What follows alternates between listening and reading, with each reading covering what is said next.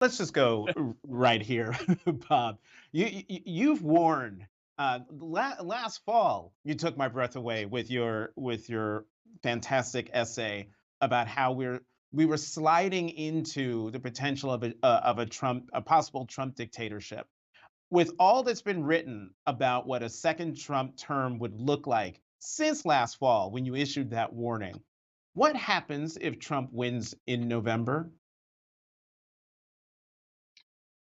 Well, again, you read that Economist editorial early on, and I just want to take issue with the way they describe the threat posed by Trump. I agree that Trump doesn't have some ideological desire to be a dictator, but I do think that if anyone who understands Trump's personality, and he proved this in his first term, uh, he wants what he wants, and he wants to be able to get it, and he doesn't want to be told that he can't have it.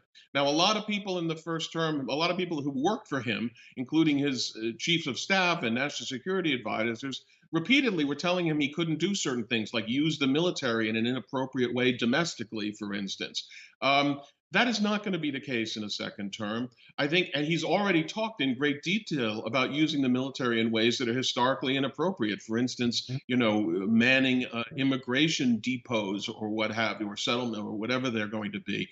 And I think that we need to understand that, again, Trump doesn't have a developed ideology of dictatorship. He's just a natural dictator. That is his approach. And more importantly, are the people who are going to be serving him. And if you look at the Heritage Foundation's Project 2025, if you look at things that Trump said in his Time magazine interview recently, it couldn't be clearer what the intentions are. And I think people are just whistling past the graveyard, thinking that none of that has any real meaning.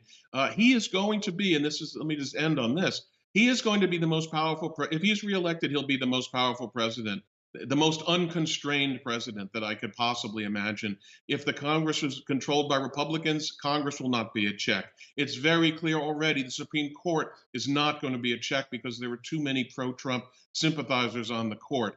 It's already clear that the court system seems to be unable to handle Donald Trump, even when he's a civilian, let alone when he's president.